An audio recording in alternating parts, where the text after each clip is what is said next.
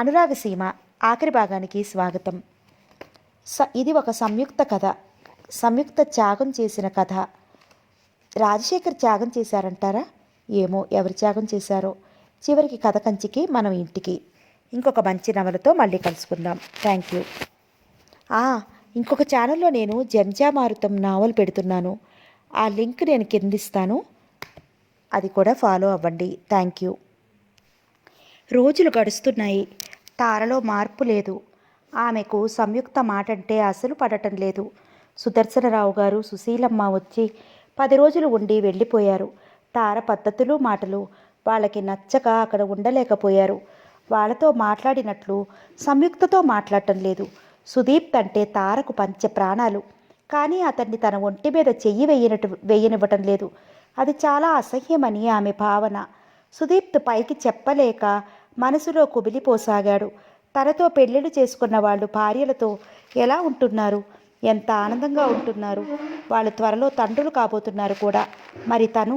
సుదీప్ కృంగిపోసాగాడు. తార తండ్రిని అలా అన్నందుకు మనసులో ఏడ్చింది, కుమిలిపోయింది. పైకి మాత్రం మామూలుగా తిరగసాగింది. తన తండ్రి నీ తను అన్నది. అలా అన్నది అంటే మనసులో ఎంత బాధపడకపోతే అన్నది. అదే మాట భర్తతో సంయుక్తతో గట్టిగానే చెప్పింది. తారకు ఆ రోజు ఒంట్లో బాగుండకపోతే సంయుక్త మందు తీసుకెళ్ళి తారకిచ్చింది. ఆమె మందు తీసుకురావడంతో తార మండిపడింది. నాకు మీరు మందులు ఇచ్చే బదులు కాస్త విషం ఇవ్వండి అంది కోపంగా. తార ఎందుకు తన మీద కసిపించుకుందో అర్థం కాలేదు ఆమెకి. తార మాటలకి సంయుక్త కోపం తెచ్చుకోలేదు.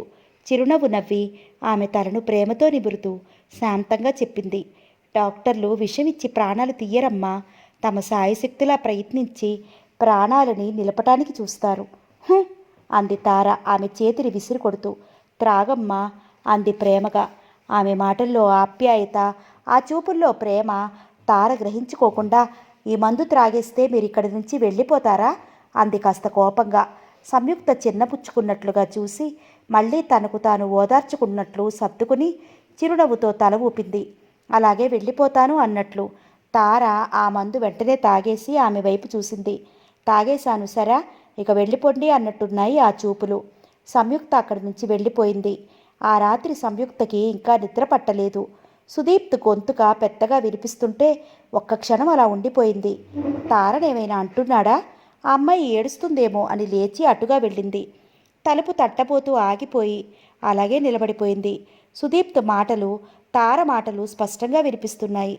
నీకిష్టం లేకపోతే మీ ఇంటికి వెళ్ళిపో, ఇక్కడ ఉండొద్దు అంటున్నాడు సుదీప్. మీరు పంపించేస్తే అలాగే వెళ్ళిపోతాను. రమ్మని పిలిచినా ఈ గుమ్మం తొక్కను పౌరుషంగా అంటుంది తార. అసలు నువ్వు ఈ పెళ్ళి ఎందుకు చేసుకున్నట్లు? నువ్వు ఏం చిన్నపిల్లవా? జీవితం అంటే ఏంటో తెలియదా?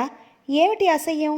లోకంలో భార్యలందరూ నీలాగే భర్త ఒంటి మీద చెయ్యి వేయనివ్వకుండా ఉంటే ఈ ప్రపంచం ఉంటుందా? ఈ సృష్టి ఇంతటితో ఆగిపోదు. నువ్వు కట్టుకున్న భార్యకు అన్యాయం చేశావు. పైకి చెప్పలేక, మనసులో దాచుకోలేక కుమిరిపోని క్షణం లేదు. నిన్ను పెళ్లి చేసుకుని చాలా పొరపాటు పని చేశాను అనిపిస్తుంది. నిన్ను నేను పెళ్లి చేసుకోవడానికి కారణం మా ఆంటీ, అంకుల్. వాళ్ళ ముఖం చూసే ఈ పెళ్లి చేసుకున్నాను. వాళ్ళ సంతోషం కోరి చేసుకున్నాను అంటున్నాడు ఆవేశంతో. సంయుక్త అక్కడ ఉండలేక గిరుక్కున వెనుతిరిగి వచ్చేసింది తన గదిలోకి. ఆమెకు ప్రపంచమంతా గిర్రుడు తిరిగిపోతున్నట్లుగా ఉంది. ఏమిటి, తారా సుదీప్ పెళ్లి చేసుకుని వేరుగా రోజులు గడుపుతున్నారా? తను అర్థం చేసుకోలేకపోయింది ఇన్ని రోజులు. ఇప్పుడు ఏం చెయ్యాలి? రాజశేఖరం గారికి ఉత్తరం రాయాలా, పార్వతికి ఉత్తరం రాయాలా? రాస్తే వాళ్ళేం చేయగలరు? తారలో మార్పు రావాలి, ఆమె అర్థం చేసుకోవాలి. వయసు పెరిగినా మనసు వికసించలేదు. అలాంటి తారలో క్రమంగా మెల్లిగా మార్పు తీసుకురావాలి. సంయుక్త ఆలోచిస్తూ పడుకుంది. ఆ రాత్రి అంతా నిద్రపోలేదు. సంయుక్త బాగా ఆలోచించి ఒక నిర్ణయాన్ని తీసుకుంది. ఒక వారం రోజులలో కొన్ని ఏర్పాట్లు చేసింది. తనకి బదులు ఒక లేడీ డాక్టర్ని హాస్పిటల్లో ఒక నెల రోజుల పాటు పని చేయడానికి వేసింది. బెంగళూరులో సంయుక్త ఫ్రెండ్ ఒక ఆమె ఉంది. చాలా రోజుల నుండి ఉత్తరాలు రాస్తోంది. వచ్చి 10 రోజులు ఉండమని. ఆవిడకు పెళ్ళయింది. 2 కూతుళ్ళు. ఒక అమ్మాయి డాక్టర్ చదువుతుంది, మరొక అమ్మాయి బీఎస్సీ చదువుతోంది. భర్త అమెరికా వెళ్ళాడు 1 సంవత్సరం ఉండి రావటానికి. పిల్లల చదువుల నుండి ఆగిపోయింది. పెద్ద కూతురు బంధువుల ఇంట్లో ఉండి చదువుకుంటోంది. ఆ అమ్మాయి రావటం వెళ్ళటం జరుగుతుంది. అందుకే ఆవిడ వెళ్ళలేదు.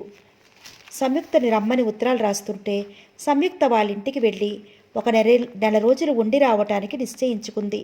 అందుకు అన్ని ఏర్పాట్లు చేసేసింది. సుదీప్తికి తెలియకుండా 2 రోజుల్లో బెంగళూరు వెళ్తాను అనగా సుదీప్తుని పిలిచి చెప్పింది తన నిర్ణయం. అతను విస్తుపోయాడు వినగానే. ఆమె నవ్వుతూ చెప్పింది, కొద్ది రోజులు రెస్ట్ తీసుకుందామని వెడుతున్నాను అని. అతనేమీ మాట్లాడలేదు. అతన్ని మెల్లగా అడిగింది తార విషయం. సుదీప్తి ఏమీ చెప్పలేకపోయాడు. మనసులో బాధని దాచుకుంటూ తల వంచేశాడు. సంయుక్త చెప్పింది, సుదీప్, ఇప్పుడు నేను డాక్టర్గా అడుగుతున్నాను. నువ్వు నాకు చెప్పు, దీనిలో సిగ్గుపడవలసింది ఏమీ లేదు అంటూ తార మనస్తత్వం చెప్పాడు. సంయుక్త విని మెల్లగా అన్నది, తారలో మార్పు తీసుకురావాలంటే నీ చుట్టూ ఉన్న వాతావరణం నీ తెలివితేటలతో కూడి ఉంది. నీ భార్య నుండి ఒకేసారి ఏమీ ఆశించకుండా ఆమెలో మార్పు తీసుకురావాలి. వీణను చేతిలోకి తీసుకుని ఒక తీగ మీటితే రాగం పలకదు. అలాగే నువ్వును. ఇంతకంటే వివరంగా నేను చెప్పలేను. నువ్వు గ్రహించుకోవాలి అంటూ చెప్పింది. సుదీప్త ఆమె మాటలు వింటూనే ఆలోచనలో పడిపోయాడు. మర్నాడు సంయుక్త హాస్పిటల్కి వెళ్ళలేదు. సుదీప్త్ ఫ్రెండ్ భార్యను తీసుకుని ఇంటికి వచ్చాడు. సుదీప్త్ కంటే అతను 4 సంవత్సరాలు పెద్ద. అతని పెళ్లి అయ్యి 5 సంవత్సరాలయ్యింది. ఇంకా పిల్లలు లేరు. పెద్ద అతని పెళ్ళయ్యి 5 సంవత్సరాలయ్యింది. ఇంకా పిల్లలు లేరు. సంయుక్త అంటే వాళ్ళకి చాలా గౌరవం. సుదీప్త్ పెళ్లికి వచ్చారు. వాళ్ళ తండ్రికి బాగోలేకపోతే వాళ్ళ ఊరు వెళ్ళిపోయారు. ఆయన పోయాక ఆస్తి పంపకాల గొడవల్లో కొద్ది రోజులు ఉండిపోయి అప్పుడు వచ్చారు. వాళ్ళిద్దరూ వచ్చి కూర్చున్నారు. సుదీప్త్ వచ్చే టైం అయింది. ఇంకా రాలేదు. తారని పిలవమంటే సంయుక్త పిలిచింది. వేరుశనక్కాయలు ఒళ్ళో వేసుకుని తింటూ కూర్చుంది. సంయుక్త పిలుపు విని అక్కడికి వచ్చింది. వచ్చిన వాళ్ళని పరిచయం చేసింది. సుదీప్త్ ఫ్రెండ్ అంటూ చేతులు జోడించి నమస్కారం అండి అంది. అలా చేతులు జోడించడంతో ఒడిలో ఉన్న వేరుశనక్కాయలు గబాలను కింద పడ్డాయి. ఆమె ప్రవర్తనకి ఆ తీరుకి వచ్చిన వాళ్ళు అలా ఉండిపోయారు. తార తయారవటంలో ముస్తాబవటంలో పట్నం అమ్మాయిగా ఉన్నా ఎవరి దగ్గర ఎలా ఉండాలో తీరు లేదు. సంయుక్త సిగ్గుపడినట్లయింది. తార వచ్చిన వాళ్ళ వైపు, సంయుక్త వైపు, కింద పడిన వేరుశనక్కాయల వైపు మార్చి మార్చి చూస్తూ ఉండిపోయింది. అలా జరగటం ఆమెకు సిగ్గు అనిపించే కంటే సంయుక్త ఏమంటుందో అని భయమేసింది. తార ఎలా ముస్తాబవ్వాలో, ఎలా ఉండాలో అంతా ఆమె చెప్పింది కాబట్టి తారని లోపలికి వెళ్ళిపోమంది. వచ్చిన వాళ్ళకి వెంటనే అర్థమైపోయింది తార విషయం. ఆమె చదువుకోలేదు, ఏదో పరీక్ష కట్టింది అంతే అని, పల్లెటూరు అమ్మాయిలా ఉంది అని, ఎవరి దగ్గర ఎలా మసులుకోవాలో తీరు లేదని. అంతలో సుదీప్త్ వచ్చాడు. అతన్ని ఫ్రెండ్ బాధపడ్డాడు. సుదీప్తికి అలాంటి భార్య వచ్చినందుకు. సుదీప్త్ వచ్చాక భార్యని సంయుక్త దగ్గర కూర్చోబెట్టి సుదీప్తో అలా కారులో ఎక్కడికో వెళ్ళి 1 గంటలో తిరిగి వచ్చేశాడు. సంయుక్త బెంగళూరు వెళ్ళిపోయింది. 1 నెల రోజుల వరకు ఆమె రాదు. సుదీప్త్ ఫ్రెండ్ అతన్ని వివరంగా అడిగి తారలో మార్పు రావటానికి తన భార్య సాయం చేస్తుంది అని చెప్పాడు. అతనికి కొన్ని సలహాలు ఇచ్చాడు. ఇద్దరూ కలిసి ఒక ప్లాన్ తయారు చేసుకున్నారు. సుదీప్తకి వచ్చే ఫోన్లు చూడటానికి, ఉత్తరాలు చూడటానికి అలా అవసరం లేకపోయినా ఒక సెక్రటరీని వేసుకున్నాడు. ఆ అమ్మాయి పేరు లూసీ. లూసీ చాలా అందంగా ఉంటుంది. అందం కంటే ఎక్కువ ఆకర్షణ, ఫ్యాషన్ అంతా అలా ముస్తాబు చేసుకుంటుంది. పల్చని చీరలు, స్లీవ్లెస్ జాకెట్లు, వాపుడి హెయిర్ హీల్స్, ఎక్కువ ఇంగ్లీష్ మాట్లాడుతుంది. మగవాళ్ళు మాట్లాడితే మాత్రం ఒళ్ళు తెలియకుండా మాట్లాడుతుంది. లూసీకి పెళ్లి కాకపోయినా మగవాళ్ళతో స్నేహాలు బాగా ఉన్నాయి. జీతం మీద కంటే ఆ సంపాదనే ఎక్కువ ఆమెకు. కావాలని ఆ అమ్మాయిని సుదీప్ ఇంట్లో ఉద్యోగం ఇచ్చి ఉంచాడు అతని ఫ్రెండ్ మదన్. మదన్ కంటే మదన్ భార్య చాలా తెలివైనది. కొన్ని ఆలోచనలు ఆమె కూడా భర్తకి చెప్పి భర్త ద్వారా సుదీప్తికి చెప్పిస్తోంది. సుదీప్ ఆ రోజు హుషారుగా హాస్పిటల్ నుండి త్వరగా వచ్చేశాడు. అతన్ని త్వరగా వంట చేసి వెళ్ళిపోమ్మని, మిగతా పని వాళ్ళని 1 నెల వరకు రావద్దని చెప్పేశాడు. సుదీప్ స్నానం చేసి భోజనం చేయటానికి డైనింగ్ టేబుల్ వద్ద కూర్చున్నాడు. తార భర్తకు వడ్డిస్తోంది. అతను భోజనం చేస్తూ ఆమె వైపు చూస్తున్నాడు. ఒక్కసారి తార బయటకు చెంగు కొద్దిగా పక్కకు తొలగింది. అది ఆమె గమనించలేదు. అతనికి ఏం కావాలో చూస్తోంది. సుదీప్ దృష్టి అటే ఉంది. కొంటెగా చూడసాగాడు. ఆమెను రెచ్చగొట్టే కంటే కవ్వించడం ముఖ్యం. కవ్వించడంతో మనసు చలిస్తుంది. చలించిన మనసు కోరికలు తలెత్తుతాయి. కోరికలు తల ఎత్తడంతో తీయని ఊహలు మొదలవుతాయి.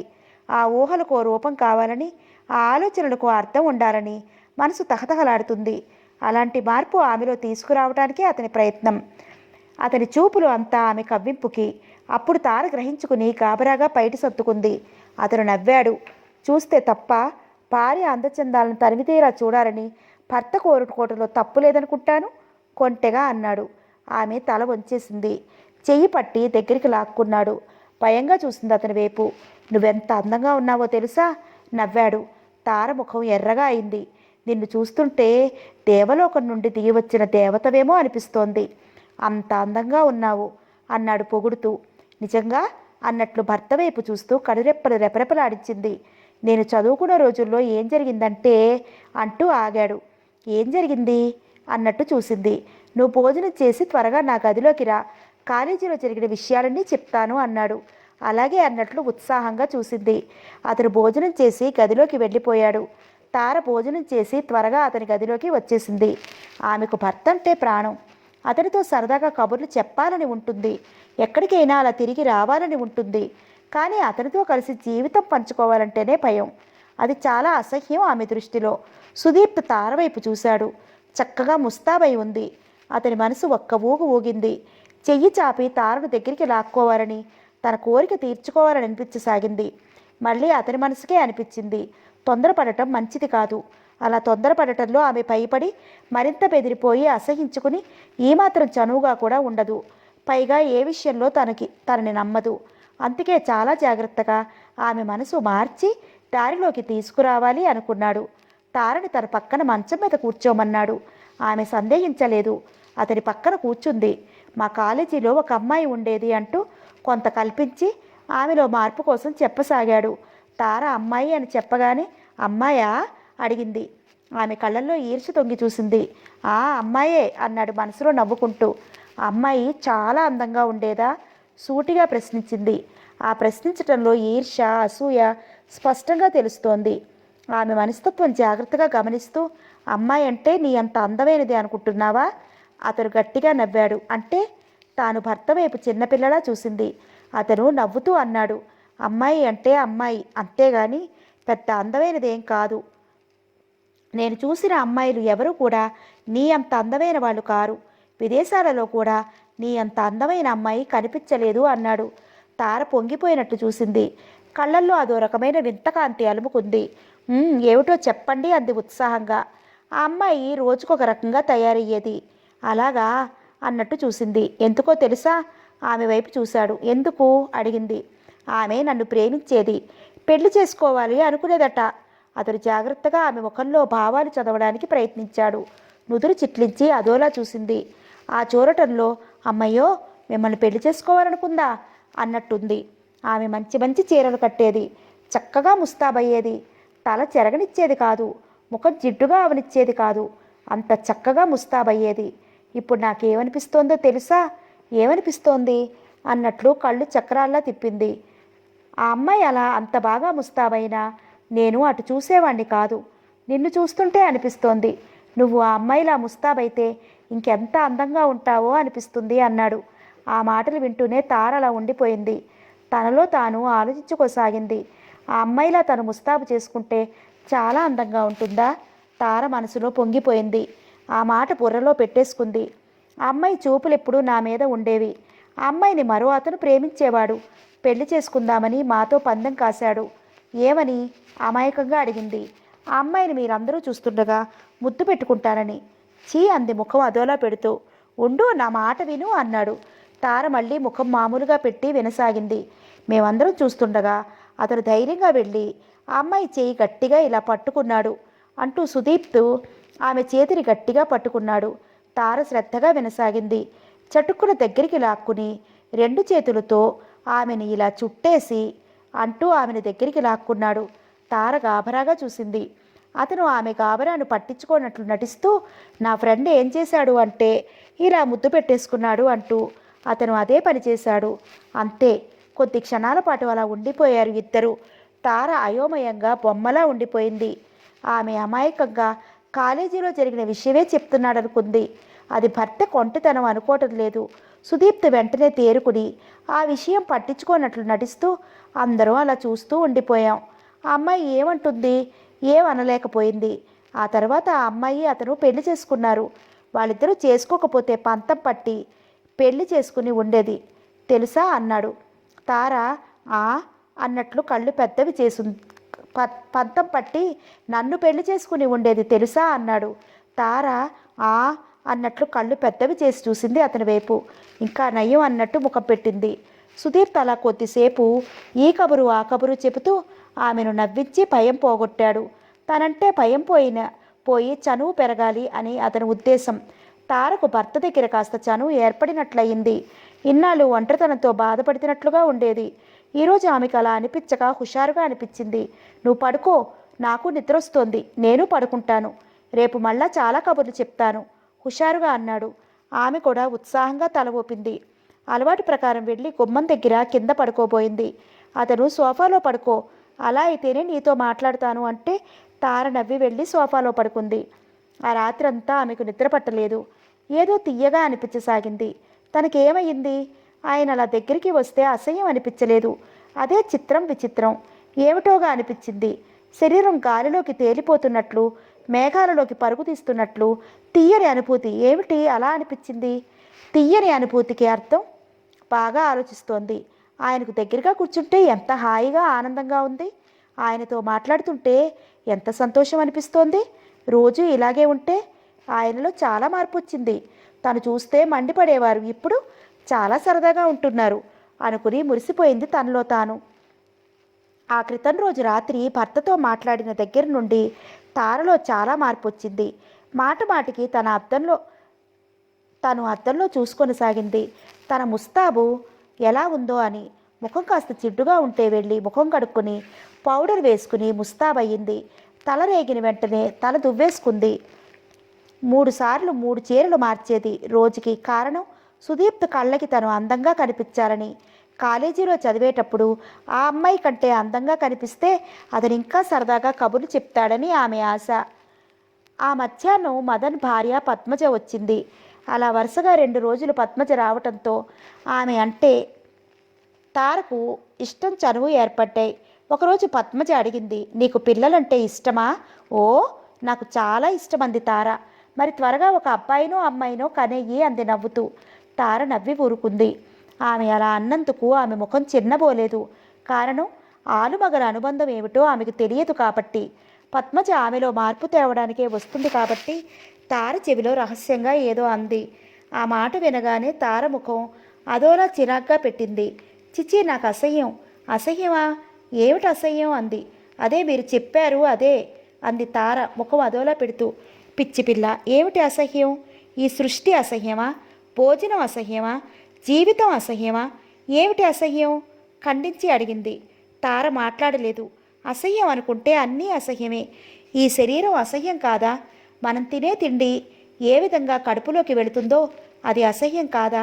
అసలు స్త్రీ జీవితమే అసహ్యం. ఎందుకో తెలుసా? స్త్రీ ఒక మట్టి బొమ్మ లాంటిది. కానీ ఆ బొమ్మే రంగుల బొమ్మాయి మగవాణ్ణి మురిపిస్తుంది, ఆకర్షిస్తుంది. అసహ్యం అంటే అర్థం తెలియనివాడు ఒక్క మగవాడు. స్త్రీ ఆకర్షణలో పడి తను ఏమిటో తనకే తెలియని అయోమయ స్థితిలో మైమరిచిపోతాడు. అసహ్యం అనుకుంటే ప్రపంచమంతా అసహ్యమే. స్త్రీ గర్భం ధరించడం అసహ్యం. స్త్రీ ప్రసవించటం అసహ్యం. స్త్రీ తన బిడ్డకు పాలు ఇవ్వటం అసహ్యం. స్త్రీ జీవితం ఇంత అసహ్యం అని తెలిసినా ఆమెతో జీవితం పంచుకోవడానికి ఇష్టపడతాడు మగవాడు. స్త్రీని ప్రాణంగా ప్రేమిస్తాడు ఆ మగవాడు. ఆ మగవాడే అసహించుకోకుండా స్త్రీని ప్రేమించకపోతే, ఆమెతో జీవితాన్ని పంచుకోకపోతే ఈ సృష్టి ఏమయ్యేది? ఈ ప్రపంచంలో వందలు వేల శిశువులు జన్మిస్తున్నారే. అసహ్యం అనుకుంటే ఆ శిశువుల జననం ఆగిపోదు, ప్రపంచం ఆగిపోదు అడిగింది పద్మజ. తార మాట్లాడలేదు. మీ అమ్మ కడుపున నువ్వు పుట్టావు. మీ అమ్మమ్మ కడుపున పుట్టారు. మీ నాయనమ్మ కడుపున మీ నాన్నగారు పుట్టారు. ఎలా పుట్టారు? నీలా వాళ్ళు అసహించుకుంటే అడిగింది. తార ఆలోచించింది. చీ, తల్లి అలాగా? చీ, నాయనమ్మ అలాగా? చీ, వాళ్ళలాంటి వాళ్ళు కారు. అదే మాట పైకి అనేసింది. ఆ మాటలు వింటూనే పద్మజ నవ్వింది. నా మాట అబద్ధమా? అయితే రేపు మా ఇంటికి రా, నీకొకటి చూపిస్తాను. ఏమిటి? ఆతృతగా అడిగింది. చెప్తాను రా అంది. తార వస్తానని చెప్పింది. పద్మజ వెళ్ళిపోయింది. ఆమె వెళ్ళిన తర్వాత ఆలోచనల్లో పడిపోయింది. తనకు పిల్లలు అంటే ఇష్టం. మరి పద్మజ అలా అంటుందేమిటి? పెళ్ళవగానే పిల్లలు పుట్టరా? అయితే ఎలా? పద్మజ మరీ అసహ్యంగా చెప్తోంది. ఏవైనా తన తల్లి నాయనమ్మ అలాంటి వాళ్ళు కారు. హాస్యంగా అని ఉంటుంది పద్మజ. భోగం వాళ్ళు అలా అని నాయనమ్మ చెప్తేను అనుకుంది. మళ్ళీ స్నేహితురాలి మాటలు గుర్తుకొచ్చాయి. అయితే నిజమా అనుకుంది మనసులో. అసహ్యంగా, ఎలా బాబు అలా? క్రింది పెదవి విరుస్తూ ముఖం అదోలా పెట్టింది. లూసీ రోజు ఇంటికి వచ్చి వెళ్తోంది. లూసీని చూస్తుంటే తారకి కోపం. లూసీ ఎక్కువ సుదీప్తోనే మాట్లాడుతుంది. అతను రాగానే ఒళ్ళు మర్చిపోతుంది. సుదీప్తుతో మెల్లగా చెప్పి లూసీని ఇంటికి రానివ్వకుండా చెయ్యాలని నిశ్చయించుకుంది. ఆ రాత్రి భర్త ఆమెను దగ్గర కూర్చోబెట్టుకుని కబుర్లు చెప్తుంటే హుషారుగా వింది. ఆ రోజు పొరపాటును కూడా ఆమెను తాకలేదు అతను. తారకు అతనంటే భయం పోయింది. చనువు ఏర్పడి ఇష్టం కలిగింది. ఎప్పుడూ అతనికి దగ్గరగా ఉండాలనే కోరుకుంటోంది ఆమె మనసు. సుదీప్ చెప్పాడు చాలాసేపు ఏవో కబుర్లు. రేపు మనం సినిమాకి వెళదామా అడిగాడు. రేపా? ఏవైనా పని ఉందా? పనేం లేదు. పద్మజ నన్ను రేపు వాళ్ళ ఇంటికి రమ్మంది అంది నవ్వుతూ. అయితే వెళ్ళు. రేపు కాకపోతే ఎల్లుండ వెళదాం అన్నాడు నవ్వుతూ. తార నవ్వుతూ తల ఊపింది. అలాగే అన్నట్లు. సుదీప్ హాస్పిటల్కి వెళ్లే ముందు చెప్పాడు, నువ్వు నాతో బయలుదేరితే పద్మజ వాళ్ళింటి దగ్గర దించేస్తాను అని. తార ఉత్సాహంగా తల ఊపింది. బీరువా దగ్గర నిలబడి చాలాసేపు ఏ చీర కట్టుకోవాలా అని ఆలోచించి చివరికి నీలం పువ్వుల చీర అలాంటి జాకెట్ వేసుకుని ఆ చీర కట్టుకుని చక్కగా ముస్తాబయ్యి భర్తతో బయలుదేరింది. అప్పా అన్నాడు ఆమెను ఉడికించడానికి. ఏమిటి అడిగింది అర్థం కాక. నీ అందం చూస్తుంటే. గట్టిగా నవ్వేశాడు. తార ముఖం సిగ్గుగా ఎర్రబడింది. నిజంగా తను అంత అందంగా ఉందా? తనలో తాను మురిసిపోయి పొంగిపోయింది. ఇద్దరూ కారులో కూర్చున్నారు. డ్రైవర్ కార్ స్టార్ట్ చేశాడు. తారకి ఆ రోజు చాలా ఆనందంగా ఉంది. తార పద్మజ ఇంటికి వెళ్ళటంతో ఆమె చాలా సంతోషించింది. తార ఆ రోజు మధ్యాహ్నం వాళ్ళింటి దగ్గరే భోజనం చేసింది. మధ్యాహ్నం ఇద్దరూ తీరిగ్గా కూర్చున్నారు. ఏమిటి చెప్తానన్నారు అడిగింది. చెప్తాను అంటూ ఒక పుస్తకం తీసుకొచ్చి తార చూడమంది. ఆ పుస్తకంలో అన్ని భార్యాభర్తల గురించిన బొమ్మలే. దాంపత్య జీవితం గురించి రాసి ఉంది. అంతే. ఒక్కో బొమ్మ చూస్తూ ఆశ్చర్యపోతూనే అసహ్యంగా అదోలా కంగారుగా భయంగా చూస్తూ వెంటనే పుస్తకం పెట్టేయబోయింది తార. పద్మజ తారని పుస్తకం పెట్టనివ్వలేదు. పుస్తకంలో రాసేది అంతా చదవమంటూనే బొమ్మలన్నీ చూడమని బలవంతం చేసింది. తార అసహించుకుంటూనే ఆమె బలవంతం మీద చదువుతూ బొమ్మలు చూసింది. అంతా చదివాక పద్మజ తారవైపు చూసి అంది, సృష్టి అంటే ఏమిటో నీకు అర్థమైందా? భార్యాభర్త అంటే ఏమిటి? తీయని జీవితానికి అర్థం ఏమిటో, వాళ్ళ అనుబంధం ఏమిటో తెలిసిందా? మీ నాయనమ్మ నీతో ఏదో అని ఉంటుంది. చిన్నపిల్లలకు ఇలాంటి విషయాలు చెప్పకూడదు అని. అలా అని ఉండవచ్చు. అంతేగాని దీనిలో నువ్వు అసహించుకునేటంత అసహ్యం ఏం కాదు. ఇప్పుడు నీకు అర్థమైందా నువ్వెలా పుట్టావో, మీ నాన్నగారు మీ నాన్నమ్మ కడుపున ఎలా పుట్టారో అంది. తార ఏమీ మాట్లాడలేకపోయింది. నిజమా? ఇదంతా నిజమా?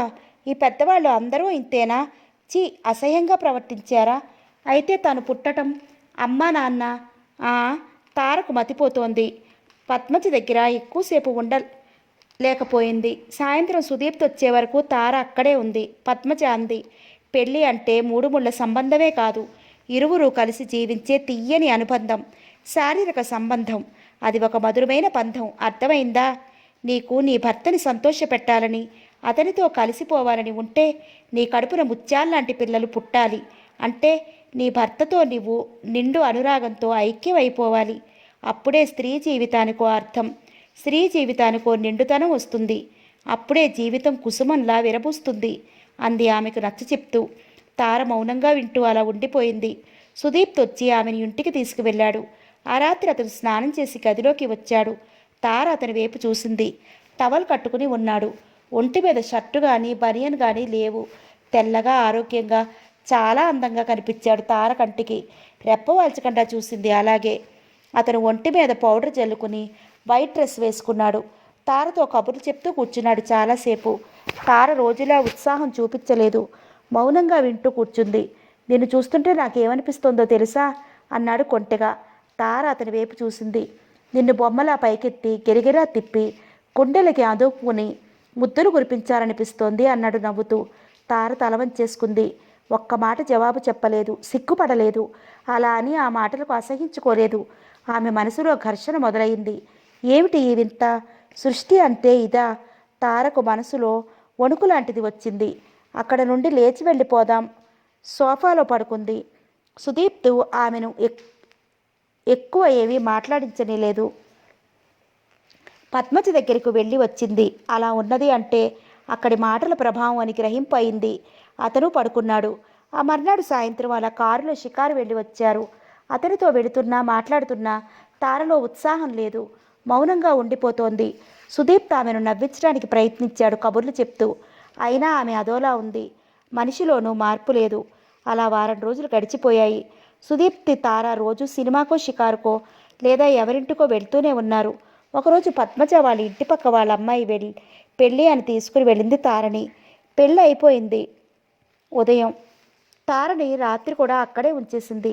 పద్మజ ఆమెతో రహస్యంగా అంది, రాత్రి వాళ్ళకి శోభనం, మనల్ని పిలిచారు, ఫలదానం వద్దామంది. తారకు ఇష్టం లేకపోయినా ఉండిపోయింది. వాళ్ళందరూ తారకు తెలుసు. వాళ్ళు కూడా ఉండమని అన్నారు.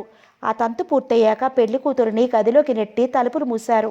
ఒక అరగంట వరకు పద్మజ తారని అక్కడే ఉంచి మిగతా ఆడవాళ్లతో పెరటివైపు వెళ్ళింది గదిలో వాళ్ళని చూడటానికి. అందరూ నవ్వుకుంటూ చప్పుడు చేయకుండా కిటికీ సందులో నుంచి లోపలికి చూసి వస్తున్న నవ్వు ఆపుకుంటూ నిలబడ్డారక్కడే. పద్మజ కూడా చూసి కావాలని తారను కూడా బలవంతంగా అటు తోసింది చూడమన్నట్లు. తార కిటికీ సందులో నుంచి లోపలికి చూసింది. అంతే, ఆమె షాక్ తిన్నట్టయింది. వెంటనే ముఖం తిప్పేసుకుంది. చిచి, అలా చూడటం ఏమిటి అసహ్యంగా? ఈ ఆడవాళ్ళకి సిగ్గు లేదు, బుద్ధి లేదు అనుకుంది మనసులో. ఇంటికి వస్తూ ఆమె చెవిలో గుసగుసలాడింది. చూసావా, నువ్వు ఏమిటో అనుకుంటున్నావు, వాళ్ళు ఎంత ఆనందంగా ఉన్నారో. మొదటి రాత్రి ఆలుమగలికి తీయని రాత్రి, అర్థమైందా అంది నవ్వుతూ. తార ముఖం తిప్పేసుకుంది. ఇంటికి వచ్చిన భర్త వైపు కన్నెత్తి చూడకుండా దుప్పటి ముసుగు పెట్టి పడుకుంది. మర్నాడు సాయంత్రం సుదీప్ తారని బలవంతంగా సినిమాకు తీసుకుని వెళ్ళాడు. ఆ సినిమా ఇంగ్లీష్ సినిమా. ఆడవాళ్లు చూడవలసిన సినిమా కానందువలన ఎక్కువ మంది ఆడవాళ్లు రాలేదు. తారకు అతని మీద ఒళ్ళు మండింది. సినిమా నుండి వచ్చాక తార పడుకుంది. సుదీప్కి నిద్ర రాలేదు. తారలో చాలా మార్పు వచ్చిందని తెలుస్తోంది. అతనికి ఆ రోజు కోరికలు గుర్రాల్లా పరుగులు పెడుతున్నాయి. తారను పిలిచాడు. తార ఏమిటంటూ వచ్చింది. అతని దగ్గరికి రావటానికి మునుపటిలా భయపడలేదు. చెయ్యి పట్టి దగ్గరికి లాక్కుని, ఈరోజు మనకి మొదటి రాత్రి కావాలి అన్నాడు మెల్లిగా ఆమె కళ్ళల్లోకి చూస్తూ. తార ఉలిక్కిపడింది. సుదీప్ ఆమెను దగ్గరికి లాక్కున్నాడు. భార్య భర్తకి దగ్గరగా ఉండటం పాపం తెలుసా? భార్య నుండి తీయదనాన్ని కోరుకుంటాడు ప్రతి మగవాడు అంటూ 2 చేతులతో ఆమెని బంధించేసి ఉక్కిరిబిక్కిరి చేశాడు. తార అతని పట్టు విడిపించుకోవడానికి చూసింది. అతను వదలలేదు. తారకు భయం వేసింది. మర్నాడు సాయంత్రం సుదీప్ తారని బలవంతంగా సినిమాకి తీసుకెళ్లాడు. ఆ సినిమా ఇంగ్లీష్ సినిమా. ఆడవాళ్ళు చూడవలసిన సినిమా కానందువలన ఎక్కువ మంది ఆడవాళ్ళు రాలేదు. తారకు అతని మీద ఒళ్ళు మండింది. సినిమా నుండి వచ్చాక తార పడుకుంది. సుదీప్కి నిద్ర రాలేదు. తారలో చాలా మార్పు వచ్చిందని తెలుస్తోంది. అతనికి ఆ రోజు కోరికలు గుర్రాల్లా పరుగు పెడుతున్నాయి. తారను పిలిచాడు. తార ఏంటంటూ వచ్చింది. అతని దగ్గరికి రావటానికి మునిపట్లా భయపడలేదు. చెయ్యి పట్టి దగ్గరికి లాక్కుని, ఈరోజు మనకి మొదటి రాత్రి కావాలి అన్నాడు మెల్లగా ఆమె కళ్ళల్లోకి చూస్తూ. తార ఉలిక్కిపడింది. సుదీప్ ఆమెను దగ్గరికి లాక్కున్నాడు. భార్య భర్తకి దూరంగా ఉండటం పాపం తెలుసా? భార్య నుండి తీయదనాన్ని కోరుకుంటాడు ప్రతి మగవాడు అంటూ 2 చేతులతో ఆమెను బంధించేసి ఉక్కిరిబిక్కిరి చేసేశాడు. తార అతని పట్టు విడిపించుకోవడానికి చూసింది. అతను వదలలేదు. తారకు భయం వేసింది. అతని చేతుల మధ్య బందీ అవటం, ఊపిరి తిరగకపోవటం ఏమిటి అసహ్యం అనిపిస్తోంది. చిచి, వదలండి అంది ఏడుపు గొంతుకుతో. వదలను, ఈరోజు నా కోరిక తీర్చుకుంటాను అన్నాడు. నాకు అసహ్యం అని చెప్తున్నాను, వదలండి. మీరు మనిషా లేక పశువా అంది ఆవేశంగా. తను ఏం మాట్లాడుతుందో ఆమెకే తెలియలేదు. అంతే, ఆ మాట వింటూనే ఆమెను వదిలిపెట్టేశాడు. భార్య వైపు కోపంగా చూస్తూ అన్నాడు, అసహ్యం అయితే ఇక నీ ఒంటిపై చెయ్యి వేయను. నా ఇష్టం అయినట్టు నేను ఉంటాను. నన్ను అడిగేవాళ్ళెవరు? తార మాట్లాడలేదు. కోపంగా ముఖం మార్చేసుకుంటూ అతనికి దూరంగా వెళ్ళిపోయింది. సుదీప్ ఫ్రెండ్ సలహాతో మరో ప్లాన్ వేసి నాటకం మొదలుపెట్టాడు. పద్మజ లూసీని ఇంటికి పిలిపించి కొంత డబ్బిచ్చింది. లూసీ నవ్వుకుంటూ వెళ్ళిపోయింది. తారకు ఆ రోజంతా మనసు బాగాలేదు. అతని దూరంగా గెంటేసింది కానీ మనసులో బాధపడింది. అందరి భార్యాభర్తల జీవితాలు ఇంతే అయినప్పుడు ఇక అసహ్యం ఏముంది? ఆయన మనసు కష్టపెట్టానా అనుకుంది. అతనికి దూరంగా జరిగి వెళ్ళి పడుకున్నాక ఆ అనుభవం కావాలని శరీరం మనసు పోరు పెట్టాయి. వెళ్ళి అతనికి దగ్గర వారనిపించిన సిగ్గు, అభిమానం, మళ్ళీ భయం, మళ్ళీ ఏదో అసహ్యం ఆమెను చుట్టుముట్టి దూరంగానే ఉంచేశాయి. 2 రోజులు వరుసగా ఇద్దరు ఎడముఖం పెడముఖంగా ఉన్నారు. లూసీ హాల్లో ఉంది. అతను హాస్పిటల్ నుండి ఇంటికి రాగానే ఏవో ఉత్తరాలు చూపించింది. అతను చదువుతూ సోఫాలో కూర్చున్నాడు. తార మేడ దిగి రాబోతున్నదల్లా ఆగిపోయిందక్కడే. లూసీ సోఫాకి వెనుకవైపుగా వచ్చి కొద్దిగా వంగి అతన్ని 2 చేతులతో పట్టుకుంది. సుదీప్ తెల్లబోయినట్లుగా తలెత్తి ఆమె వైపు చూశాడు. లూసీ అతని కళ్ళల్లోకి చూసి నవ్వింది. అతను క్షణం సేపు చూస్తూ ఉండిపోయాడు, మైమరిచిపోయినట్టుగా. లూసీ అతని తలని వెనక్కి వంచి ఆమె గుండెలకి అదుముకుంది. అతను నవ్వాడు, ఆమె నవ్వింది. సుదీప్ మతిపోయినట్లు అలా చూసి చెయ్యి పట్టి విసురుగా లాగాడు ఆమెను. ఆ విసురుకి వచ్చి అతని ఒడిలో పడింది. లూసీని లేవనివ్వకుండా 2 చేతులతో బంధించేసి అతను తల కొద్దిగా కిందకి వంచాడు. లూసీ నవ్వుతూ అతని తలని గుండెలకి అదుముకుంది. అతని తల ఆమె గుండెల్లో కొద్ది క్షణాల పాటు అలా ఉండి ఆ తర్వాత తల ఎత్తాడు. మీ దాహం ఇక్కడ తీరదు, లోపలికి పదండి అంటూ అతని క్రాఫ్ని వేళ్లతో దువ్వింది. అతను నవ్వాడు. లూసీ లేచి నిలబడింది. ఇద్దరూ చెయ్యి చెయ్యి పట్టుకుని మేడ మీదకి వెళ్లారు. తారకు వాళ్ళని చూస్తుంటే ముచ్చెమటలు పోసేశాయి. లూసీని చూస్తుంటే అసహ్యం వేసింది. పరాయి మగవాడితో తైతక్కలాడుతుందా? ఒళ్ళు మండిపోయింది. అతను ఆమెను లెక్క చేయకుండా నిర్లక్ష్యంగా చూస్తూ మేడ మీదకి ఎవరిని రానియకు అంటూ చెప్పి గదిలోకి వెళ్ళి తలుపులు మూసుకున్నారు ఇద్దరు. గదిలో నుండి నవ్వులు మాటలు కుసకుసలు వినిపించాయి.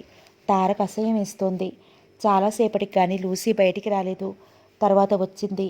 లూసీని చూసింది. తల రేకిపోయి మనిషి అదోలా ఉంది. తార వైపు అదోలా చూసి నిర్లక్ష్యంగా నవ్వి బయట సర్దుకుంటూ వెళ్ళిపోయింది. సుదీప్తిలో చాలా మార్పు వచ్చింది. తారతో అసలు మాట్లాడటం లేదు. అది తారకు చాలా బాధగా ఉంది. అతడితో మాట్లాడకుండా దూరంగా ఉండలేకపోతోంది. సుదీప్ చాలాసేపు ఇంట్లోనే ఉంటున్నాడు. లూసీతో కారులో షికార్లు, ఇంట్లో నవ్వులు, గదిలో గుసగుసలు ఎక్కువైపోయాయి. తార అనే అమ్మాయి ఉందనే వాళ్ళు మర్చిపోయారు. తారకు దుఃఖం వచ్చి తనలో తను ఏడవసాగింది. పద్మజ వస్తే ఆమెకు చెప్పి ఏడ్చింది. ఆమె ఊరుకోపెడుతూ అంది, మగవాడి మనసు తెలుసుకుని ప్రవర్తించకపోతే మగవాడు మరో ఆడదాని వెంట పడటం సహజం. నువ్వు తెలుసుకోలేకపోయావు. నేను చెప్పినా విన్నావు కాదు. ఇప్పుడు ఏడిస్తే లాభం ఏముంది? నీ తెలివితేటలతో నీ సంసారం చక్కబరుచుకో. నీ వైపుకి నీ భర్తని ఆకర్షించుకో అంది పద్మజ. ఎలా అడిగింది. ఆ ఉపాయం కూడా నువ్వే చెప్పు అన్నట్లు. పద్మజ అంది, నీ ఆంటీ బెంగళూరు నుండి 2 రోజుల్లో వచ్చేస్తారట కదా. ఆవిడంటే సుదీప్తికి భయం. లూసీని ఇంటికి రానివ్వడు. ఆవిడ చాలా మంచిది. నిన్ను బాధ పెడుతుంటే ఆవిడ సహించలేదు. ఆవిడని అర్థం చేసుకో. నీ తల్లితో సమానంగా భావించు. చల్లని మనసు ఆవిడది. తార చాలా బాధపడింది. సంయుక్తని ఎన్నో మాటలు అన్నందుకు లోపలే కుమిలిపోయింది. ఆ రోజు రాత్రి భర్తను నిలదీసి అడిగింది, ఆంటీ ఎప్పుడొస్తారు? నీకు ఆ విషయం ఎందుకు అడిగాడు కోపంగా. నాకు కాకపోతే ఇంకెవరికి కావాలి? ఆ లూసీకా అంది అడిగింది కోపంగా. నోర్ముయ్, లూసీని ఏమైనా అంటే చంపేస్తాను. చంపుతారు, సిగ్గు లేకుండా మాట్లాడుతున్నారు. ఇంట్లో ఎవత్తినో తెచ్చిపెట్టుకుని అంది కక్షగా. అది నా ఇష్టం. నీ నుండి దొరకని సుఖం లూసీ నుండి దొరుకుతోంది. లూసీ నా ప్రాణం అన్నాడు. ఆంటీ రానివ్వండి, ఆ లూసీ పని చెప్తాను అంది కోపంగా. లూసీని ఆంటీ ఏమి అనదు. లూసీని పెళ్లి చేసుకోబోతున్నాను. ఆమె నా కాబోయే భార్య. ఎలా చేసుకుందాం అనుకుంటున్నారు? కట్టుకున్న పెళ్ళాన్ని చచ్చిందనుకున్నారా అంది మహాకోపంగా. నువ్వు చావకపోయినా నా దృష్టిలో చచ్చిపోయినట్టే లెక్క అన్నాడు నిర్లక్ష్యంగా. ఆ మాటలు వింటూనే అలా ఉండిపోయింది. అతన్ని ఏమీ అనలేక లూసీని మర్నాడు తిట్టింది, ఈ కొమ్మం ఎక్కొద్దు అంటూ. నీ భర్తకు నువ్వు ఇవ్వని ఆనందాన్ని నేనిస్తున్నాను. నా వెంట పడుతున్నాడు. నువ్వు సిగపెడితే నిన్ను వదిలి నా వెంట ఎందుకు పడతాడు? నీకు చేతనైతే నీ వైపుకు తిప్పుకో, లేదా అలా నోరు మూసుకుని పడుండు అంది మహాపొగరుగా. అంతే, తార నోరు మూతపడిపోయింది. తార సంయుక్త ఎప్పుడు వస్తుందా అని ఎదురు చూస్తూ తనలో తను కుమిలి ఏడుస్తూ రోజులు గడుపుతోంది. ఆ రోజు పోస్టులో వచ్చిన ఉత్తరం తనకి ఏమో తార రాసింది అని విప్పి చూసింది తాయారమ్మ. ఆవిడికి చదువు రాదు. పోస్ట్ మ్యాన్ అడిగింది ఎక్కడి నుండి అని. బెంగళూరు నుండి సంయుక్త అట రాశారు. డాక్టర్ గారికి వచ్చింది ఆ ఉత్తరం అంటూ చెప్పి వెళ్ళిపోయాడు. పార్వతమ్మ అతడి మాటలు వింది. సంయుక్త ఆయనకు ఉత్తరం రాసిందా? మనసులో బాధపడింది. తన జీవితం ఎలా అయిపోయింది అని. తాయారమ్మ ఉత్తరంలో ఏం రాసిందో అని కోపంతో చదివించడానికి చూసింది. పార్వతమ్మ కూడా తల ఊపింది. ఆ వీధిలో నుండే వెళుతోన్న ఒక అమ్మాయిని పిలిచి, నీకు ఇంగ్లీష్ చదవటం వచ్చా అని అడిగితే ఓ అమ్మాయి వచ్చు అని చెప్పింది. చదవమంది ఆవిడ. ఆ అమ్మాయికి 20 సంవత్సరాలు ఉంటాయి. ఆ ఉత్తరం చదివి వాళ్ళిద్దరికీ చెప్పింది. ఆమె వెళ్ళిపోయింది. రాజశేఖరం గారికి రాసిన ఆ ఉత్తరంలో కొన్ని మాటలు పార్వతమ్మ చెవుల్లో మారుమ్రోగసాగాయి. మీరు హైదరాబాద్ రావటం మానేశారు. మీ అమ్మాయి అలా అంటే మీరు బాధపడటం ఏమిటి? అది మీ అమ్మాయి ఇల్లు. మీరు మీరు చెల్లెలు పార్వతి రావటానికి హక్కు ఉంది. మీరు బాధపడినా మీకు గట్టిగా చెప్పాలని నిశ్చయించుకున్నాను. మీరు పార్వతిని పెళ్లి చేసుకున్నది ఎందుకు? తల్లి మాట నిలబెట్టి మీ బాధ్యత తీర్చుకొనడానికా? అందుకు పార్వతి ఎంత కుమిలిపోతుందో మీరు ఆలోచించారా? పార్వతి అలా మౌనంగా ఉండటానికి కారణం మీరు. పార్వతి అమాయకురాలు. ఆమెను పెళ్లి చేసుకుని ఆమెకు అన్యాయం చేశారు. మీరు మొదట ఆమెను చులకన చేశారు. చీ అన్నారు. ఆమె భరించలేకపోయింది. ఆమెకు అభిమానం ఎక్కువ. ఆమె మీకు దూరం అయింది. మీరు మీరు ఆమెను ఏమర్థం చేసుకున్నారు? ఆమెను మంచిగా మీ వైపు తిప్పుకోవడానికి ప్రయత్నించారా? ఆమెను సుఖపెట్టడానికి ప్రయత్నించారా? రాయిలా పాషాణంలా మారారు. అందరూ ఆ తప్పు నాది అంటున్నారు. పార్వతి తండ్రి గారు సుదీప్తి పెళ్లికి వచ్చినప్పుడు నా చే నా చేతులు పట్టుకుని కళ్ళనీళ్లు పెట్టుకున్నారు. నాది మంచి మనసు అని ఆయన అన్నారు. పార్వతికి మీకు పెళ్లి జరిగేలా చేశాను అని అన్నారు. కానీ ఆ మాట నన్ను నిలుపుకొనిచ్చారా? మీరు కట్టుకున్న భార్యని ప్రేమగా అపురూపంగా చూశారా? అందుకు ఆమె ఎంత కుమిలిపోయి ఏడుస్తుందో ఆలోచించారా? ఒక్క కూతురు పుట్టింది. కొడుకు పుట్టాలని, వంశం నిలబాలని ఆలోచించారా? మీరు బాధపడ్డారు. మీతో పాటు అటు మీ భార్యని, మీ తల్లిని, మీ కూతుర్ని అందరినీ బాధ పెట్టారు. పెద్ద ఆవిడ మీ తల్లిని ఏం సుఖపెట్టారు? ఇటు నన్ను బాధ పెడుతున్నారు. అందరూ నన్ను అనుకుంటున్నారు. మీ బుద్ధులే వచ్చాయి మీ కూతురికి. తారకు వయసు వచ్చినా మనసు వికసించలేదు. ఆమె సుదీప్తికి దగ్గరవటానికి ఇష్టపడటం లేదు. భార్యాభర్తల అనుబంధాన్ని అసహించుకుంటోంది మీ కూతురు. అందుకు కారణం మీ భార్యాభర్తలు దూరంగా ఉండటమే. అందరూ అలాగే అనుకుంటోంది. సుదీప్తి పెళ్లి చేసుకున్నాడే కానీ సుఖపడలేదు. నేను రెస్ట్ తీసుకుందామని బెంగళూరు ఫ్రెండ్ ఇంటికి వచ్చాను. ఎల్లుండి హైదరాబాద్ వెళ్ళిపోతున్నాను. నా ఉత్తరం చూసుకుని మీరు పార్వతిని, మీ అమ్మగారిని తీసుకుని హైదరాబాద్ రండి. మీ కూతురికి మీరు ఏం నచ్చ చెప్తారో చెప్పండి అంటూ రాసింది. ఆ ఉత్తరం చదివించాక పార్వతమ్మ అలా ఉండిపోయింది. సంయుక్త తన గురించి బాధపడుతోందా? ఆవిడ గురించి తను ఎన్నెన్ని అనుకుంది. అవన్నీ తన ఊహలా? ఆయనకు సంయుక్తకి ఎలాంటి సంబంధం లేదా? భగవంతుడా, తను ఎంత పాపాత్మురాలు! ఎన్ని పూజలు చేసినా ఈ పాపం పోతుందా అని కుమిలిపోయింది. తాయారమ్మ కూడా బాధపడింది. ఆ డాక్టరీ పిల్ల గురించి ఏదో అనుకున్నానే పార్వతి. ఆ పిల్ల మంచి పనే, మంచిదేనే అంది ఆవిడ కళ్ళ నీళ్లు తుడుచుకుంటూ. పార్వతమ్మకి కూడా దుఃఖం వచ్చింది. తార పెళ్లిలో తండ్రి సంయుక్త చేతులు పట్టుకుని నీది ఎంత దొడ్డ మనసమ్మా, ఆనాడు నీ దగ్గరికి వచ్చి అడిగితే నువ్వు పెళ్లి చేసుకోకుండా మా అమ్మాయికి రాజుకి పెళ్లి అయినట్టు చేశావు. ఇప్పుడు మళ్ళా నీ అన్నగారి కొడుక్కి పార్వతి కూతుర్ని చేసుకుంటున్నావు. నీవు నిజంగా దేవతవే తల్లి అంటుంటే తండ్రి మాటలు తను వినిపించుకోలేదన్నాడు. ఇప్పుడు ఆ మాటలు నిజం అనిపిస్తున్నాయి. ఎంత మంచి మనసు కాకపోతే ప్రేమించిన అతడితో తన పెళ్లి జరిగేటట్టు చేసింది. తన మనసు చంపుకుంది. తన జీవితం నాశనం చేసుకుంది. పార్వతమ్మ చాలా బాధపడింది. భర్త రాగానే హైదరాబాద్ వెళ్ళాలని నిశ్చయించుకుంది. రాజశేఖరం గారు ఇంటికి రాగానే ఆవిడ ఉత్తరం చూపించింది. ఉత్తరం చింపి ఉండటంతో భార్య వైపు చూశారు. అమ్మాయి రాసిందనుకుని విప్పి చదివాను. మనం వెంటనే హైదరాబాద్ వెళ్ళి అమ్మాయిని చూసి రావాలి అంది ఆవిడ ఏమాత్రం తొణక్కుండా. రాజశేఖరం గారు ఉత్తరం చదువుకుని కుప్పకూలిపోయారు. సంయుక్త తనని అంటూ రాసింది అని కాదు, తార సుదీప్తికి దూరంగా ఉంటుందని తెలిసి మర్నాడు ఫ్లైట్కి వెళదామనుకుంటే తాయారమ్మ విమానంలో రావటం నాకు భయం అంతే. మర్నాడు ట్రైన్లో వెళ్ళటానికి నిశ్చయించుకున్నారు. సంయుక్త హైదరాబాద్ రాగానే తార ఆమెను పట్టుకుని ఏడ్చేసింది. ఆంటీ వచ్చేసారా? నన్ను క్షమించండి, మిమ్మల్ని అర్థం చేసుకోలేకపోయాను అంటూ ఏడవగానే సంయుక్త కళ్ళు తుడిచి తారను గుండెలకి హత్తుకుంది. క్షమించటం ఏమిటమ్మా? తల్లి బిడ్డపై కోపం తెచ్చుకుంటుందా? నువ్వు నా బిడ్డవి, నీ మీద కోపమా అంది నవ్వుతూ. లూసీని సుదీప్తిక ఆ ఇంటికి రానివ్వలేదు. కొద్ది రోజులు కావాలనే వేయించాడు అమ్మాయిని, తార ఉడుక్కోవాలని. లూసీతో నాటకం ఆడాడే తప్ప లూసీని దగ్గరగా రానివ్వలేదు. ఆమెతో షికార్లు, నాటకం, గదిలోకి వెళ్ళి తలుపులు వేసుకోవటం, నాటకం. స్నేహితుడి ప్లాన్ ప్రకారం తారను ఆడిచ్చాడంతే. ఆ విషయం తారకు తెలియదు. నిజం అనుకుంటోంది. ఆ మర్నాడు ఉదయం రాజశేఖరం గారు, పార్వతమ్మ, తాయారమ్మ అందరూ వచ్చేశారు. తారకి చాలా సంతోషం అయిపోయింది. సుదీప్త్ కూడా అందరినీ ఎంతో మర్యాదగా పలకరించాడు. సంయుక్త సరే సరే నిండు మనసుతో ఆహ్వానించింది అందరినీ. సుదర్శనరావు గారు, సుశీలమ్మ కూడా వచ్చారు ఆ ఊరు. పార్వతమ్మ, తాయారమ్మ తారను గదిలోకి లాక్కు వెళ్ళి చివాట్లు వేశారు. తార ఏడుపు ముఖంతో నాయనమ్మ వైపు చూస్తూ, నువ్వే కదా అన్నావు భోగం వాళ్ళు చేస్తారు అసహ్యం అంటూ అంది. ఏదో అన్నాను మాయముండని, మతిమారినముండని, ముసలిదాన్ని బుద్ధి గట్టి తిని అన్నాను. నీ బుద్ధి ఏమైంది? వయసులో ఉన్న పిల్ల, పెళ్లి కాని పిల్ల దగ్గర ఈ మాటలని ఎందుకని ఏదో ఊరికే అన్నాను. ఆ మాట పట్టుకు వేలాడతావా అంటూ తాయారమ్మ మనవరాల్ని కసిరింది. ఆ రాత్రి భోజనం అయ్యాక పార్వతమ్మ సుశీలతో మెల్లగా అంది. ఏదో చిన్నపిల్ల గారాబంతో అలా తయారైంది, క్షమించండి. ఈ రాత్రికి గది ముస్తాబు చేసి ఆ ఏర్పాటు చేద్దామంటూ చెప్పడంతో సుశీలమ్మ సరే అంది. తారను ముస్తాబు చేసి గదిలోకి పంపించారు. తార సుదీప్తు వైపు చూసింది. అతను ఎంతసేపు అయినా మంచం మీద నుండి లేవలేదు. తార మెల్లగా మంచం దగ్గరగా వెళ్ళి అతని పక్కలో మంచం మీద కూర్చుని అతని భుజం మీద చెయ్యి వేసింది. సుదీప్త్ కళ్ళు విప్పి చూశాడు ఉలిక్కిపడ్డట్టుగా. నిద్రపోతున్నారా?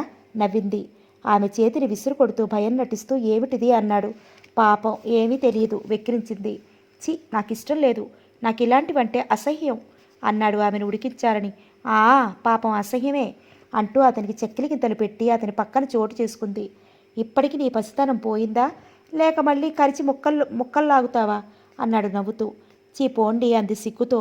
అతని గుండెల్లో తలదూర్చేసింది. అతను నవ్వి ఆమెను గుండెలకి అదుముకున్నాడు. తార అతని గుండెల్లో ఒదిగిపోయింది. తాయారమ్మ సంయుక్త గదిలోకి వెళ్ళింది.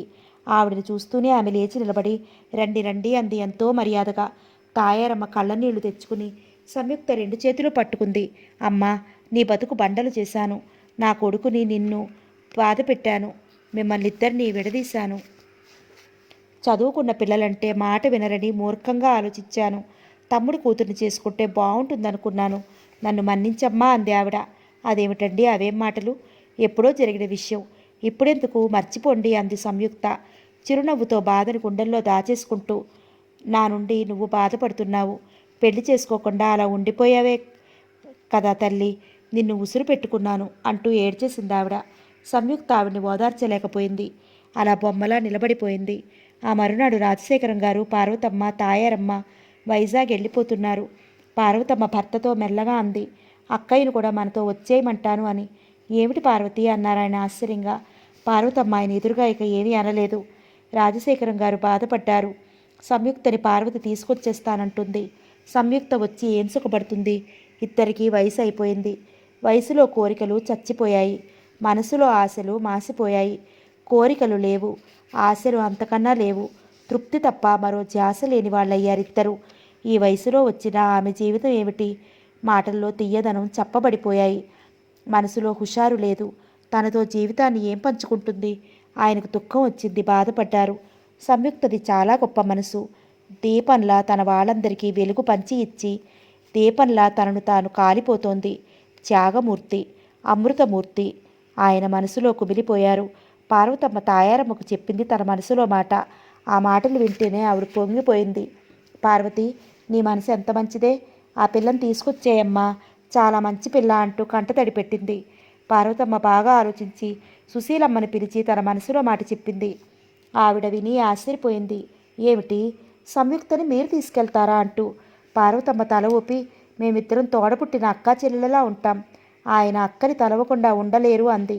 సుశీలమ్మ సరదా పడిపోయింది. ఇన్నాళ్ళకి ఆడపడుచు జీవితం బాగుపడుతుందని పొంగిపోయి భర్తని కొడుకుని పిలిచి చెప్పింది. సుదర్శనరావు గారికి కళ్ళనీళ్లు తిరిగాయి. చెల్లెలు ఇప్పటికైనా సుఖపడుతుంది.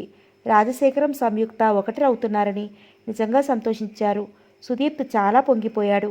తారకు కూడా తెలిసి సంతోషించింది. తల్లికి మరీ మరీ చెప్పింది. ఆంటీ చాలా మంచిదమ్మా, నీ నిర్ణయం చాలా బాగుంది, తప్పకుండా తీసుకెళ్ళు అంది తార తల్లితో. సుశీలమ్మ, సంయుక్త రాజశేఖరం గారితో వాళ్ళ ఇంటికి వెళుతుందని బట్టలు అవి కొనడానికి బయలుదేరబోతోంది. ఇల్లంతా హడావుడిగా ఉంది. ఆ సాయంత్రమే వెళ్ళిపోతున్నారు. పార్వతమ్మ సంయుక్త దగ్గరగా వెళ్ళి చిరునవ్వుతో అంది. అక్కయ్య, నువ్వు బయలుదేరు మాతో. నేనా? ముఖమాటంగా అంటూ నవ్వింది సంయుక్త. నేను రావటం ఏమిటి అన్నట్లు. లేదక్కయ్య, నువ్వు వస్తే గానీ ఊరుకోం, నువ్వు మాతో రావాలి అంది. ఇప్పుడా? ఇప్పుడు రాలేనమ్మా, మరోసారి ఎప్పుడైనా వీలు చూసుకుని మీ ఇంటికి వస్తాను అంది చిరునవ్వుతో. సుదర్శనరావు గారు, సుశీలమ్మ, సుదీప్త్, తార అందరూ చిరునవ్వుతో సంయుక్త వైపు చూడసాగారు. దూరంగా నిలబడి ఆతృతగా చూస్తున్నారు రాజశేఖరం గారు. ఆమె ఏమంటుందో అన్నట్లు. మరోసారి వీలు చూసుకుని రావటమా? నీ ఇంటికి నువ్వు రావటానికి సందేహం ఏమిటక్కయ్యా? సంయుక్త పార్వతమ్మ వైపు క్షణంసేపు అలా చూసింది, అర్థం కానట్టు. పార్వతమ్మ చిరునవ్వుతో అంది, అక్కయ్య, నేను ఒక్కర్తినే, నాకు తోడబుట్టిన వాళ్ళెవ్వరూ లేరు. నువ్వు మాతో వచ్చేసి అక్కడే మాతో పాటు ఉండిపో. ఇన్ని సంవత్సరాలు నిన్ను అర్థం చేసుకోలేకపోయాను. ఆయనకు నువ్వు, నీకు ఆయన దూరమయ్యారు. ఇక మీరు దూరంగా ఉండవలసిన పని లేదు. ఒకే వృత్తిని చేతపట్టి జంటగా జీవితం అంతా సాగిపోండి. నేను మీకు అడ్డురాను. భగవంతుడి ధ్యాసలో ఎప్పటిలాగే రోజులు గడిపేస్తాను. వంశోద్ధారకుడు పుట్టాలని, వంశం నిలబడాలని అన్నావే, ఆ వంశం నీ నుంచే నిలబడుతుంది. ఆ వంశోద్ధారకుడు నీ కడుపునే పుట్టాలని నేను కోరుకుంటున్నాను అంటూ ఆగి, నీ ఇంటికి నువ్వు బయలుదేరక్కయ్యా. అది నీ సంసారం, నీ భర్త, నీ ఇల్లు, నీ బాధ్యత అంది పార్వతమ్మ. ఆ మాటలన్నీ సంయుక్త శాంతంగా చిరునవ్వుతో హుందాగా వింది. నా ఇల్లు, నా భర్త, నా సంసారమా అంటూ నవ్వి, తప్పమ్మా, అలా ఎప్పుడూ అనకు. పొరపాటును కూడా ఆ ఆలోచన రానివ్వకు. నాకు ఆ ఆశ, ఆ కోరిక ఎప్పుడూ లేవు. ఆయన్ని ప్రేమించారు నిజమే, ఇలా అలా కాదు, మనసారా ప్రాణానికి ప్రాణంగా నా ఊపిరిగా ప్రేమించాను. ఆయన బాధ్యతలకి తలవంచి నేను ఆయన్ని దూరం చేసుకున్నాను. అంతకు బాధపడలేదు. ఆయనను పెళ్లి చేసుకోవటంలో మేనమామ కూతురిగా నీకు హక్కు ఉంది. ఆ హక్కు ఎవరు కాదనలేరు. మీకిద్దరికీ పెళ్లి జరిగింది. 10 మంది పెద్దలు మీ వివాహాన్ని హర్షించారు, దీవించారు. నేనుగానే మిగిలాను. ఎవ్వరికీ భార్యను కాలేను. ఎవరి చేత తాళి కట్టించుకోలేదు. ఎవ్వరికీ భార్యను కాలేను. కానీ మనసులో ఆయన్నే భర్తగా భావించాను, ఆరాధించాను. అందరి స్త్రీలు మెడలో మాంగళ్యాన్ని ధరిస్తే నేను గుండె లోపల మాంగళ్యాన్ని ధరించాను. ఆ మాంగళ్యం ఏ పెద్దలు కళ్ళతో చూడలేరు. అందుకే ఎవ్వరికీ తెలియదు. ఆ కారణంగా నేను డాక్టర్ రాజశేఖర్ గారి భార్యను కాదు అందరి దృష్టిలో. ఆ నిజం నాకు తెలుసు. అందుకే ఆ నిజం నాతోనే మాసిపోతుంది అంటూ నవ్వి, పార్వతి అని చేతులు పట్టుకుని అంది, నీ పెళ్లి జరిగిందని నేనెప్పుడూ బాధపడలేదమ్మా. నా దురదృష్టాన్ని తలుచుకుని కుమిలిపోయానే తప్ప ఆయన్ని నిన్ను ఎప్పుడు నిందించలేదమ్మా. ఇప్పుడు మీతో నేను రావటం అందరి దృష్టిలో హాస్యాస్పదంగా ఉంటుందే కానీ ఎవ్వరూ హర్షించరు. డాక్టర్ రాజశేఖరం గారి భార్యవి నువ్వు. నీకే ఆ హక్కు ఉంది. ఆ సంసారం నీది. ఆ ఇల్లు, ఆ బాధ్యతలు నీవి. నీ సొత్తు, నీ హక్కులు దోచుకోవాలన్న ఆశ నాకు ఎప్పుడూ లేదమ్మా. ఇలాంటి ఆలోచనలు మానేసి నీ భర్తని అర్థం చేసుకో. ఆయన మాట మీద నడు. పూజలు చెయ్యవలసిన కాలం ముందుంది. భర్త తరువాతనే ఈ దేవుళ్ళందరూ. ఆ విషయం గుర్తుంచుకో అంది. పార్వతమ్మ సంయుక్త అలా చెప్పడంతో ఊరుకోలేదు. నువ్వు రావాలి, తప్పదు అంటూ ఆమెను పట్టుకుని ఏడ్చింది. సంయుక్త ఆవిని నవ్వుతూ ఓదార్చింది. తాయారమ్మ పట్టుపట్టింది తనతో వచ్చేయమంటూ. పెద్దవారు మీరు అర్థం చేసుకోకుండా ఇలా అనటం బాలేదు. మీ కొడుకు కోడలు దగ్గర హాయిగా మీ జీవితం గడపండి అంది. సుదర్శనరావు గారు కృంగిపోయారు. చెల్లెలు అంగీకరిస్తుంది అనుకున్నారు. రాననటంతో బాధపడ్డారు. సుశీలమ్మ కూడా బాధపడింది. ఆమె అలా అంటుంది అని ఊహించలేదు. సుదీప్తి ఏమీ మాట్లాడలేదు. తార కూడా ఏమీ మాట్లాడలేకపోయింది. తాయారమ్మ కళ్ళ నీళ్లు పెట్టుకుంది. రాజశేఖరం గారు సంయుక్త మాటలు విని నవ్వుకున్నారు. ఆ నవ్వులో విరక్తి భావం తొంగి చూసింది. తను సంయుక్త వస్తాను అంటుంది అన్న నమ్మకం లేదు. ఆమె సంగతి ఆయనకి బాగా తెలుసు. అందుకే మౌనం వహించారు. ఆయన మనసులో బాధ తొలిచివేసింది. ఏ రోజు తన మనసు శాంతిగా ఉంది? ఎప్పుడూ లేదు. ఏదో ఎదురు దెబ్బలు తగులుతూనే ఉన్నాయి. ఆశలు మాసిపోయాయి అనుకున్నారు బాధగా. ఎవ్వరూ ఏమీ మాట్లాడలేకపోయారు. సంయుక్తకి ఎవ్వరూ నచ్చచెప్పే ధైర్యం లేదు. ఎవ్వరూ లేకుండా రాజశేఖరం గారిని కలుసుకుంది సంయుక్త. సంయుక్త అన్నారు ఆశ్చర్యంగా, బాధగా. ఆమె చిరునవ్వు నవ్వింది. బాధపడుతున్నారా? బాధని గుండెల్లో దాచుకుంటూ అడిగింది. లేదు అన్నారు తల తిప్పుతూ. నేను మిమ్మల్ని ఒక కోరిక కోరాలని వచ్చాను అంది. ఏమిటి చెప్పు. ఈ రోజుతో నన్ను పూర్తిగా మర్చిపోవాలి. మాట ఇవ్వండి అంది చెయ్యి చాపుతూ. సంయుక్త, ఏమిటిది? నేను నిన్ను మర్చిపోవటమా? నా కంఠంలో ప్రాణం ఉండగా జరుగుతుందా అన్నారు బాధగా. ఎందుకు జరగదు? సంయుక్త, ఏమిటిది? నేను నిన్ను మర్చిపోవటమా? నా కంఠంలో ప్రాణం ఉండగా జరుగుతుందా అన్నారు బాధగా. ఎందుకు జరగదు? నన్ను మర్చిపోయి పార్వతిని సంతోషపెట్టడానికి చూడండి అంది ప్రాధేయపడుతూ. ఆయన మాట్లాడలేదు. సంయుక్త ఒక చీర తీసి ఆయనకి చూపించింది. ఆయన ఆ చీరని చూశారు. కొత్త చీర కాదు, పాత చీరలాగే ఉంది. ఆయనకు అర్థం కాలేదు. ఆమె వైపు ప్రశ్నార్థకంగా చూశారు. మీరు ఆ రోజు ఊరు వెళ్ళి మీ అమ్మగారితో మన విషయం చెప్తాను అన్నారు. ఆ రోజు ఈ చీర నేను కట్టుకున్నాను. మీరు ఊరు వెళ్తూ ఏమన్నారో తెలుసా? నేను వెళ్ళినా నా మనసుని మాత్రం నాతో తీసుకువెళ్ళటం లేదు అంటూ చెప్పి, ఇదిగో నీ చీర కొంగుకి నా మనసు ముడివేసి మరీ వెళ్తున్నాను, జాగ్రత్త సుమి అన్నారు మీరు. ఆ రోజు నా చీర కొంగుకి మీరు వేసిన ముడి చూసుకుంటూనే గర్వంగా ఆనందంగా మురిసిపోయాను. మీరు వెళ్ళిపోయాక ఆ చీర మార్చేసిన ఆ చీరకు మీరు వేసిన ముడిని మాత్రం విప్పలేదు. అపురూపంగా ఆ చీరను మడతపెట్టి గుండెలకి హత్తుకుని ముద్దు పెట్టుకుని ఆ చీరను ఎంతో అపురూపంగా బీరువాలో దాచుకున్నాను, ఇప్పటికీ దాచుకున్నాను అంటూ చెప్పింది. ఆమె కళ్ళనీళ్లు కిర్రును తిరిగాయి. ఆయన కళ్ళల్లో నీళ్లు తిరిగాయి. ఇద్దరూ ఆనాటి మాటలు జ్ఞాపకాలు తలుచుకుని బాధపడ్డారు. ఇప్పుడు మీకు ఎందుకు చెప్పాను అంటే, ఈ చీర కొంగుముడిలో మీ మనసు చిక్కుకుపోయింది. మీరు ఆ ముడిని విప్పేసి మీ మనసును మీతో తీసుకుపోండి అంది బాధగా నవ్వుతూ. నేను ఆ పని చెయ్యలేను సంయుక్త, నేను ఆ పని చెయ్యలేను. నీకు ఇచ్చిన మనసు నేను తిరిగి తీసుకోలేను. నా మనసు నీదే అన్నారు. ఆమె తల విదిలించింది. నా మనసు మీది కావచ్చు, కానీ మీ మనసు నాది కాకూడదు. మీ మనసు పార్వతిది, దయచేసి ఈ ముడి విప్పండి అంది ఆ చీర ఆయన చేతిలో పెడుతూ. ఆయన క్షణం సేపు రాయిలా ఉండిపోయి మనసు రాయి చేసుకుంటూ, ప్రాణం లేని మనిషిగా బతుకుతున్న నేను ఈ పని కూడా నేనే చేసేస్తాను అంటూ ఆ చీర చెంగుకి ఉన్న ముడిని విప్పేశారు. సంయుక్త తేలిగ్గా ఊపిరి పీల్చుకుంది. ఆయన బరువుగా నిట్టూర్చారు. సంయుక్త అక్కడి నుంచి వెళ్ళిపోయింది. ఆ సాయంత్రం అందరూ బయలుదేరుతుంటే స్టేషన్కి వెళ్ళింది సంయుక్త. ఆమె పెదవుల మీద చిరునవ్వు చెరగలేదు. మనిషిలో హుందాతనం అలాగే ఉంది. ఏమాత్రం బాధని పైకి కనిపించనివ్వకుండా అందరితో మామూలుగా మాట్లాడేస్తోంది.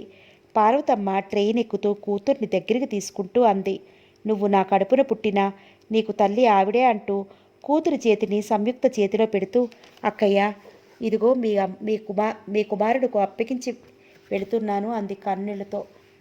సంయుక్త తారను దగ్గరికి తీసుకుంది. ట్రైన్ కదిలింది. సంయుక్త అందరూ కనిపించినంత వరకు చెయ్యి ఊపుతూనే కదిలారు. తాయారమ్మ ఇంట్లో అడుగు పెడుతూనే అంది కొడుకుతో కోడలతో, నాకే విషయాలు వద్దు, హాయిగా పూజగదిలో కూర్చుని కృష్ణారామ అంటూ గడిపేస్తాను అందావిడ. రాజశేఖరం గారు పార్వతమ్మ నవ్వారు. ఆవిడ ఆ రోజుతో పూజలు ఉపవాసాలు మడి తడి మానేసింది. ఆ యారమ్మ పూజగదిలో పక్క వేసుకుని పడుకుంది. తాయారమ్మ పూజగదిలో పక్క వేసుకుని పడుకుంది దేవుణ్ణి తలుస్తూ. పార్వతమ్మ ఆ రోజు నుండి భర్త గదిలోనే తను పడుకోవడానికి నిశ్చయించుకుంది. గదిలోకి వెడుతుంటే తాయారమ్మ కేకలు వినిపించాయి. పనివాళ్ళు ఏదో అంటుంటే ఆ మాటలు పూజగదిలో నుండి విని, ఒరే మాయ చచ్చినోళ్ళ, రా మీకేం పోయే కాలం, రా ఉండండి మీ పని చెప్తాను, నోరు పైకి లేచిందో గొంతు నిలిమేస్తాను ఎదవల్లారా అంటూ తను తీసుకున్న నిర్ణయం అప్పుడే మర్చిపోయి మళ్ళా మామూలు తాయారమ్మగా మారిపోతూ అటుగా వెడుతున్న పార్వతమ్మ నవ్వుకుంటూ గదిలోకి వెళ్ళిపోయింది. ఆయన పార్వతమ్మ వైపు చూస్తూ, ఎవరు మా అమ్మేనా కేకలేస్తోంది నవ్వారు. అందావిడ. ఆవిడ నోరు అంతే, ఇక మారదు అంటూ నవ్వారు. పార్వతమ్మ ఆయన పాదాల మీద చెయ్యి వేసి అలా కాళ్ళ దగ్గర మంచం మీద కూర్చుంది. ఆయన పడుకున్నారు. పార్వతి ఇలా కూర్చో అంటూ ఆయన తన పక్కలో చోటు చూపించారు. ఆవిడ కూర్చుంది. ఆయన నవ్వారు. ఆ నవ్వులో జీవం లేదు. పార్వతి, మన జీవితం 3 వంతులైపోయింది కదూ. అవును అన్నట్లు తల ఊపింది బాధగా. ఇన్ని సంవత్సరాల తర్వాత ఇప్పుడు ఒకరినొకరు అర్థం చేసుకున్నాం. ఆవిడ మాట్లాడలేదు. అర్థం చేసుకుని ఏం లాభం? వయసు అయిపోయింది. మనలో కోరికలు లేవు, ఆశలు లేవు. ఉన్న ఒకే ఒక బాధ్యత తీరిపోయింది. ఇక మనకు ఏం మిగల్లేదు, అంతే కదూ అన్నారు బాధగా. పార్వతమ్మ కళ్ళ నీళ్లు కిర్రును తిరిగాయి. భార్య చేతుల్లోకి తీసుకున్నారు. గుడ్డలకి ఆనించుకుని కళ్ళు మూసుకున్నారు బాధగా. పార్వతమ్మ కన్నీళ్లు చెంపల మీదుగా దారలు కట్టాయి. ఆవిడ హృదయం మూగపోయింది. భార్యాభర్తలిద్దరూ దగ్గరగా ఉన్నారు. అంతా ఆ తృప్తే మిగిలింది ఇద్దరికీ. అంతే. సమాప్తం.